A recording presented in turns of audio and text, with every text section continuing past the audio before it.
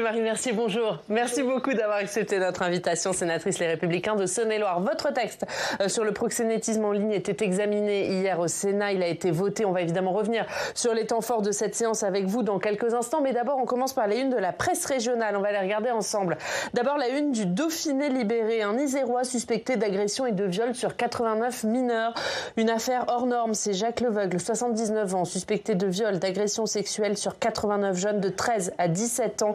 Entre 1967 et 2022, un appel à témoins est lancé pour rechercher d'autres victimes. La deuxième une, c'est celle de la dépêche présidentielle. Que veulent les patrons? Budget, CDI jeunes, fiscalité. Patrick Martin, le patron du MEDEF, veut porter la voix des entreprises dans le débat politique. Et puis la dernière une, celle de Libération Champagne. Comment trouver un généraliste? Le nombre de médecins ne cesse de chuter, la population vieillit, les pathologies chroniques augmentent et la situation devient de plus en plus compliquée. Les professionnels de santé tentent de trouver des solutions. De quelle une avez-vous envie de nous parler? Alors, je sais pas vraiment envie, mais suspecté d'agression et viol sur 89 mineurs, pour travailler ce sujet depuis tant d'années, à chaque fois je me dis, mais ça y est, j'ai vu le pire, on a touché le fond. Ben non, on creuse toujours.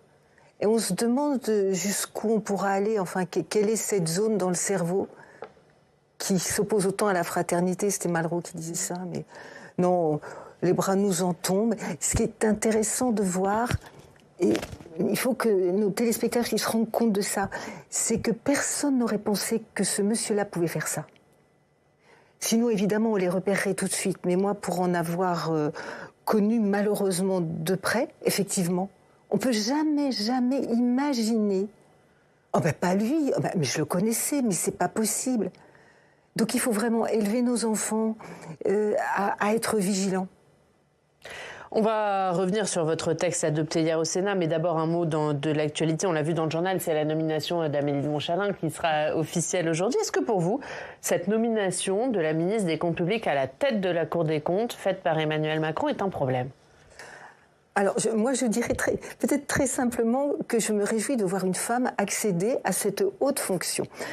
Je pense qu'elle est très compétente. Pour la première fois. Je pense qu'elle est très compétente. C'est une des prérogatives du président de la République que de procéder à ces nominations. Est-ce que c'est le bon timing pour elle? Je me pose la question. C'est une nomination qui n'est pas soumise au Parlement, hein, contrairement aux autres. Est-ce qu'il faut changer ça?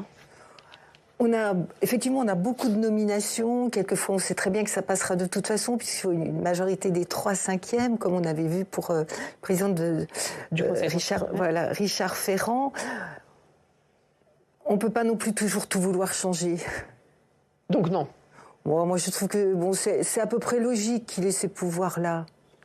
On va parler de votre texte débattu hier au Sénat, adopté hier au Sénat, texte pour lutter contre le proxénétisme et les achats de services sexuels en ligne. D'abord, Alexandre, quel est l'objectif de ce texte ?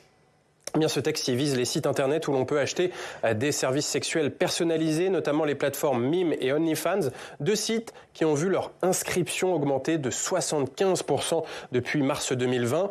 Le chiffre d'affaires du site OnlyFans, par exemple, en 2023, s'élevait à 6 milliards d'euros. Alors concrètement, sur ces sites, des clients achètent des services sexuels réalisés par des créatrices de contenu qui ne s'appellent pas des prostituées, mais des modèles. 5 millions de créatrices de contenu ont un compte sur OnlyFans. Mais ce sont souvent en réalité de très jeunes femmes, vulnérables. Écoutez la sénatrice Sophie Briand-Guimond qui donne le profil sociologique de ces créatrices de contenu. C'est surtout la perspective d'avoir un revenu supplémentaire, que ce soit pour financer ses études ou payer son loyer, qui motive ces femmes à vendre des photos ou des vidéos intimes. Le profil type en atteste d'ailleurs. Les créatrices ont en général entre 22 et 28 ans. Elles sont le plus souvent étudiantes ou bien en situation de précarité. La majorité déclare que les plateformes sont source d'un revenu d'appoint pour elles. Ces créatrices de contenu répondent à des consignes d'hommes qui ne sont pas appelés des proxénètes, mais des managers.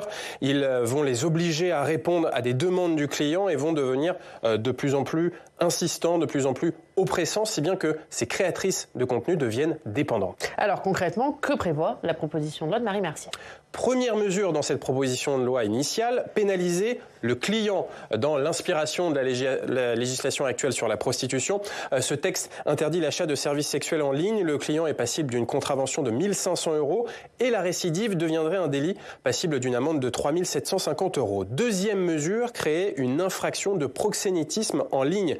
C'est-à-dire que tirer profit de la diffusion de ces contenus sexuels est passible de 7 ans de prison et 100 000 € d'amende dans cette proposition de loi de Marie Mercier. Mais ce texte a fait débat hier au Sénat, et notamment du point de vue de la commission des lois de la Haute Assemblée, qui estime qu'on ne peut pas interdire l'échange de contenus sexuels sans contact physique entre adultes consentants, ou alors cela reviendrait à interdire le striptease. Le postulat selon lequel l'achat en ligne de contenus individualisés à caractère sexuel constituerait une atteinte à la dignité de la personne humaine et à l'ordre public de la même nature que la prostitution est tout à fait contestable.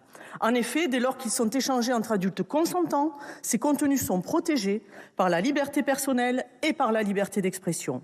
Leur création relève du droit au respect de la vie privée et de l'autonomie personnelle qui en découle. Des arguments sur la liberté d'expression et la liberté de création qui n'ont pas plu à la sénatrice socialiste Laurence Rossignol, qui était ministre au moment de la loi de 2016 sur la pénalisation des clients de prostituées. Et hier, le ton est monté entre Laurence Rossignol et la rapporteure de la commission des lois, Lauriane Josande. On porterait atteinte à la liberté d'expression artistique des créateurs de contenu. Vous voulez qu'on en parle des créateurs de contenu et de leur liberté d'expression artistique?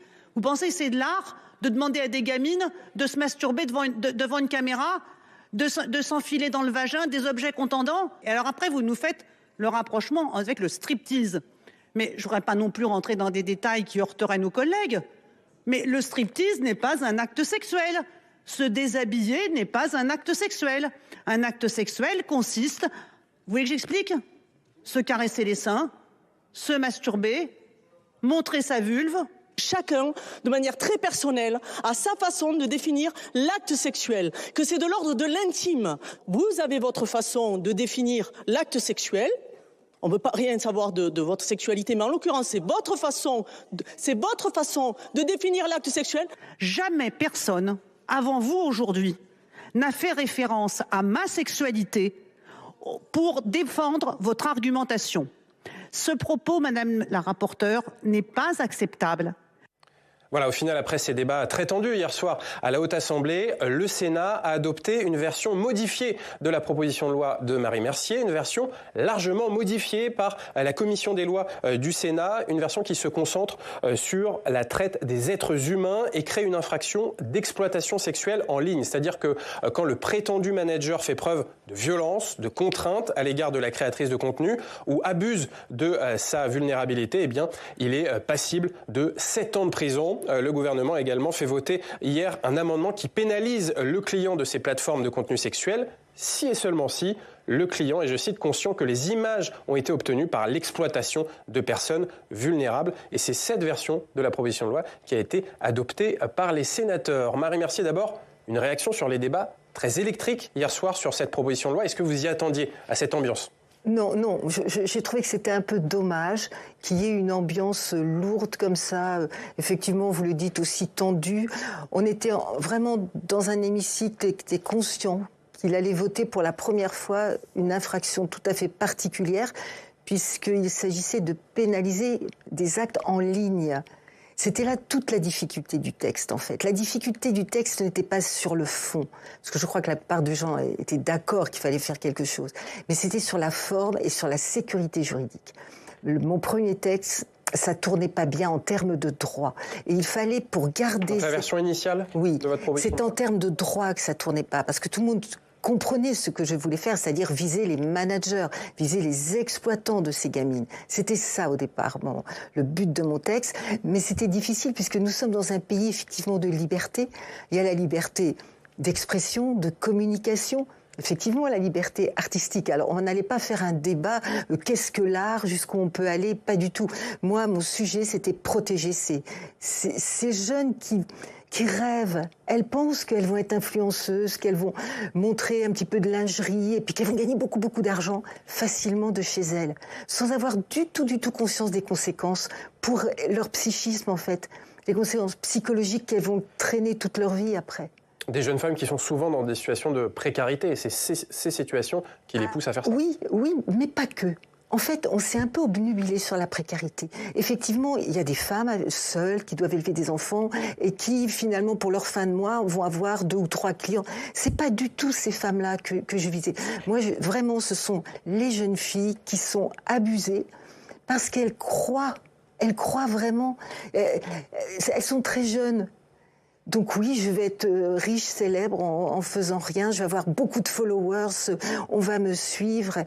Et aucune conscience de la conséquence. Mais est-ce que vous comprenez les arguments de la rapporteure de la Commission des lois qui estime qu'on ne peut pas interdire l'échange de contenu sexuel entre adultes consentants? Ah mais absolument, c'est pour ça que c'était difficile en droit.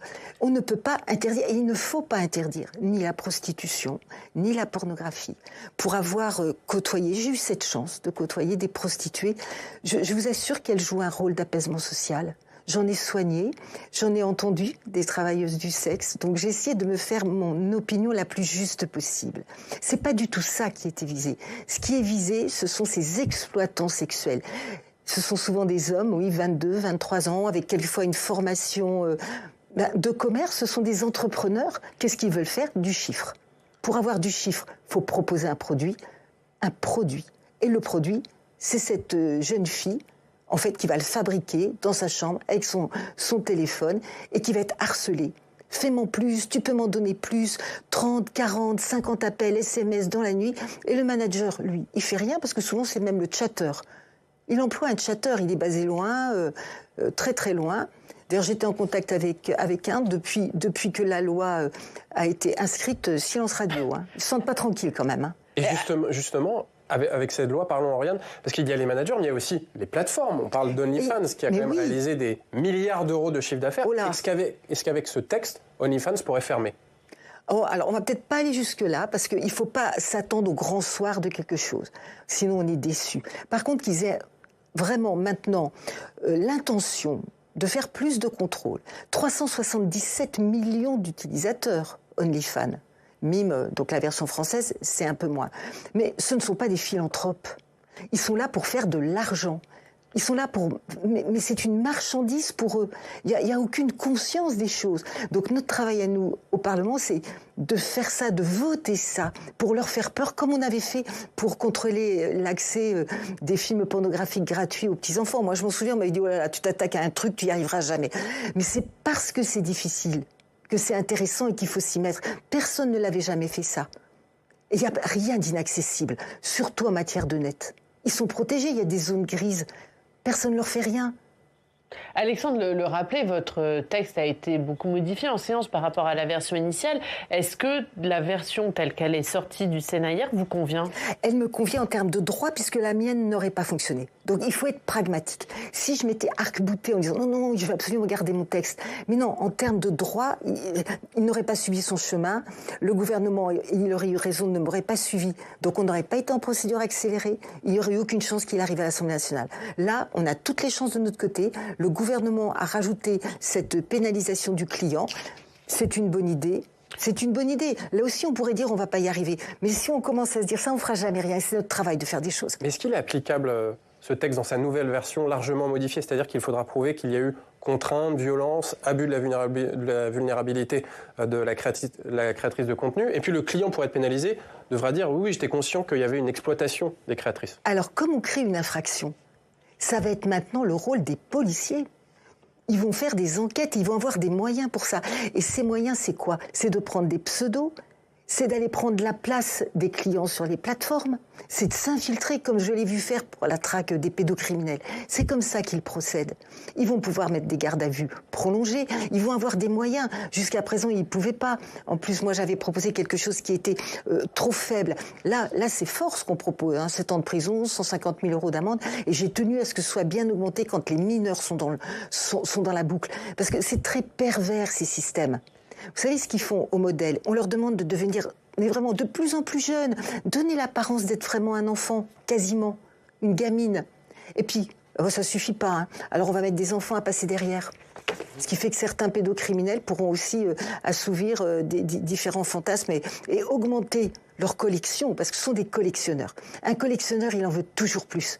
Il veut toujours celle qu'il n'a pas comme vidéo. Donc plus il y a quelque chose qui va l'émoustiller, plus il va être friand, et plus il va retourner, plus il va demander, c'est le système infernal, le piège infernal pour la modèle. On va passer à l'actualité dans nos régions et avant de parler de la viticulture chez vous en Saône-et-Loire, on va aller dans votre département sur un autre sujet. Y a-t-il trop de restaurants McDo en France ? L'enseigne compte plus de 1500 points de vente dans le pays avec un objectif, avoir un restaurant à moins de 20 minutes de chez soi. Il s'installe donc dans les zones rurales, dans les villages et on va aller justement en Saône-et-Loire. Bonjour Bernard Vaux, merci beaucoup d'être avec nous. Vous êtes maire de Tournu, vice-président du conseil régional de Bourgogne-Franche-Comté, chargé de la culture et du patrimoine. L'implantation des McDo, ça divise la population. Comment c'est perçu chez vous ? Écoutez, chez moi à Tournu, ça fait 15 ans qu'il y a un McDonald's. Je me souviens très bien, il y a 15 ans, comme à chaque fois que ce type de restaurant ouvre, il y a des débats, il y a des pour, il y a des contre. Et puis, une fois que c'est ouvert, à peu près tout le monde y va, hein, il faut être honnête. Je me souviens même, moi qui suis originaire du Charolais-Brionnais, il y a une quarantaine d'années, l'ouverture d'un des premiers McDonald's de France à Roanne, et tout le monde disait, mais jamais ça fonctionnera ici, au cœur du Charolais, et je crois qu'il n'a jamais désempli. Oui, donc il rencontre un succès. Alors, je l'ai dit, l'objectif de McDo, c'est d'avoir un restaurant à moins de 20 minutes de chez soi. Ça rappelle un peu l'objectif des maisons de santé du gouvernement. Est-ce qu'aujourd'hui, c'est plus facile du côté de chez vous de trouver un McDo qu'un médecin ? Malheureusement, je suis obligé de vous répondre que oui. J'aimerais bien vous répondre que non. Ça me fait un petit peu mal au cœur de vous répondre comme ça. Mais c'est vrai que pourquoi McDo fonctionne alors que tout le monde critique ce modèle de l'hégémonie des multinationales américaines qui produisent de la malbouffe. Mais en fait, c'est simple d'aller chez McDo. C'est quasiment tout le temps ouvert, les horaires ne changent jamais, les prix changent rarement, les produits sont toujours les mêmes. Cette uniformité, tout le monde la décrit, mais en fait, elle rassure. C'est pour ça qu'on y va. Un médecin, aujourd'hui, c'est difficile de trouver. Mais vous avez vu, France Santé, les maisons France Santé, la promesse du gouvernement, c'est un médecin à moins de 30 minutes des Français. McDo, c'est 20 minutes. Ils sont plus forts. Marie Mercier. Oui, bonjour. Oui, ça me fait sourire parce que, en fait, heureusement, notre pays est quand même pas trop mal maillé en termes de médecine et que nous sommes à peu près déjà à 28 minutes quand il y a une urgence d'un hôpital, d'un centre de soins. Alors, les McDo, mais oui, ça fait rêver les enfants. Moi, j'aime mieux qu'ils rêvent avec un McDo que de rêver sur leur iPhone et aller sur des sites qui sont pas du tout faits pour eux. Je crois, sans les défendre, qu'ils ont fait beaucoup de progrès chez McDo, effectivement, dans la qualité des produits qui sont très frais. J'espère que les gens qui y travaillent sont bien traités. Moi, c'est plus ce côté-là, puisque c'est pas forcément la législation française qui est vraiment en vigueur dans l'esprit. Dans l'esprit. C'est ma seule petite inquiétude. Et puis, c'est bien que aussi dans nos campagnes, dans nos ruralités, eh bien, nos jeunes puissent avoir des enseignes comme ça qui sont internationales. Monsieur le maire. Ça remplace en fait les bars, malheureusement. Hein. Autant les bars ferment depuis 30 ans et les McDo ouvrent. Et quand on regarde aujourd'hui comment est utilisé un McDonald's, c'est avant tout un lieu de rencontre.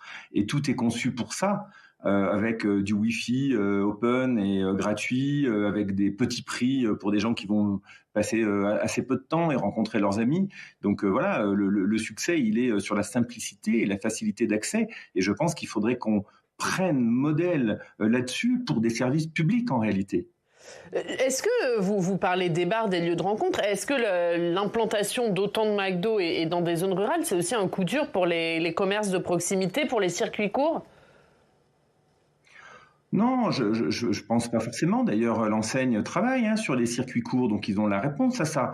Pour moi, c'est plus un problème d'uniformisation de nos paysages, puisque aujourd'hui, dans chaque ville, grande, petite, à l'entrée de la ville, vous avez un restaurant de cette enseigne, et dans le monde entier, c'est la même chose. Donc moi, ce qui me pose problème, c'est plutôt l'uniformisation. Après, effectivement, ce qui est proposé, les produits, ils ont leur touche aussi de local. Hein, ils savent très bien mettre en valeur un produit local. Ils ont 95% de ce qu'ils proposent, qui est la même chose dans le monde entier, et ils savent très bien faire du marketing et avec quelques pourcentages de produits locaux, penser qu'ils travaillent les circuits locaux. Alors ils essayent quand même de le faire, hein. Il faut reconnaître à McDonald's des efforts en la matière. Merci beaucoup. Merci Bertrand Vaud. Merci d'avoir été avec nous, maire de Tournu, vice-président du conseil régional de Bourgogne-Franche-Comté. On va rester chez vous, dans votre département de Saône-et-Loire. On va passer des McDo au vin. Bonjour Philippe Lapierre. Merci d'être là, rédacteur en chef du groupe Radio Scoop. Et Philippe, vous vouliez interpeller Marie Mercier sur la situation des viticulteurs, alors qu'Emmanuel Macron est venu afficher son soutien à la filière agricole. C'était lundi au Salon du Vin à Paris. Effectivement, bonjour Madame la sénatrice Emmanuel Macron qui promet de défendre les exportations alors que les ventes à l'étranger ont reculé de 7% l'an dernier et même de 20% vers les États-Unis. C'est la principale menace qui plane sur le secteur en ce moment, cette guerre des droits de douane et qui vient s'ajouter bien sûr au dérèglement climatique. Le président a aussi vanté le vin comme un art de vivre à la française, mais on le voit, il y a une évolution des habitudes de consommation avec moins d'alcool et plus de vin frais. Et puis il y a un plan d'arrachage qui a été lancé aussi vendredi dans des régions en surproduction. Alors, ces déclarations d'Emmanuel Macron étaient très attendues, bien sûr, en Saône-et-Loire, où les professionnels attendent un soutien concret. D'ailleurs, entre le Mâconnais, la côte chalonnaise ou encore le Beaujolais, les producteurs se disent parfois un peu oubliés au profit des grandes régions viticoles. Alors d'abord, Madame la sénatrice, est-ce que vous êtes convaincue par ces déclarations d'Emmanuel Macron? Et puis, quels sont les enjeux spécifiques dans votre département qui nécessiteraient, d'après vous, une intervention urgente? Alors oui, je suis dans un département où on aime bien manger, on aime bien boire. Le vin, il faut rappeler que c'est une culture que moi j'ai apprise. Originaire du Cotentin, on n'a pas de vigne dans le Cotentin. J'ai appris cette culture, j'ai appris comment on fabriquait, on travaillait la vigne et le vin, combien les viticulteurs étaient attachés à leur terre, et j'ai suivi aussi cette diminution de la consommation. Mais parallèlement, maintenant, il n'y a plus de mauvais vin chez nous. Il y a toujours du bon vin. On parlait de piquettes. Non, ils travaillent leur vin. Maintenant, ils font du bon vin. Alors, on ajoute avec modération, mais je crois que le vin a subi aussi cette espèce de mauvaise publicité.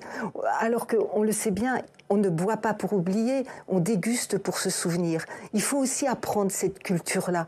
Alors, effectivement, si la production diminue, il y a ce procédé de proposer des arrachages de vignes.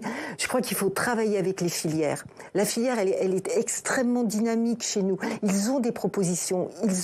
Ils peuvent vraiment entraîner dans des voies qui vont être intéressantes pour tout le monde, faire en sorte à la fois de faire de la prévention, parce que il faut pas trop boire, sauf que nos jeunes, ils boivent de la bière. En termes d'alcool, c'est pareil, c'est exactement pareil. Leur apprendre ce que c'est le vin. Évidemment, Donald Trump, il va mettre des droits de douane très élevés, mais ça, c'est le travail, effectivement, du président de la République de nous défendre un petit peu. Faut qu'il existe à l'international pour défendre nos viticulteurs qui sont une identité chez nous. Mais là, il vous défend pas suffisamment, Emmanuel Macron? Je pense qu'il peut faire plus. Ou est-ce que la France ne pèse plus suffisamment pour que la voix d'Emmanuel Macron soit entendue? Je crois que la France ne pèse pas assez, parce que des mots chez nous, mais ça va pas suffire. C'est vraiment une filière qui est en danger. Moi, j'ai chez moi des viticulteurs et ils ont vraiment des soucis, ils ont du mal. Les caves ont été vraiment pleines après les Covid, plus de mariage et tout ça. Mais la vigne, il faut la vendanger, donc ça arrive toujours. Il faut exporter. Ça fait vraiment partie de quelque chose qui pourrait rendre à notre pays aussi une forme d'ouverture et de reconnaissance. Alors, il faut s'en saisir davantage qu'avec des imprécations. Philippe ? Merci beaucoup pour cette réponse. Effectivement, on suivra les prochaines semaines qui seront certainement scrutées par les producteurs de vin dans notre région. Et on suivra ça avec vous, évidemment. Merci Marie Mercier. Merci beaucoup d'avoir été notre invitée ce matin.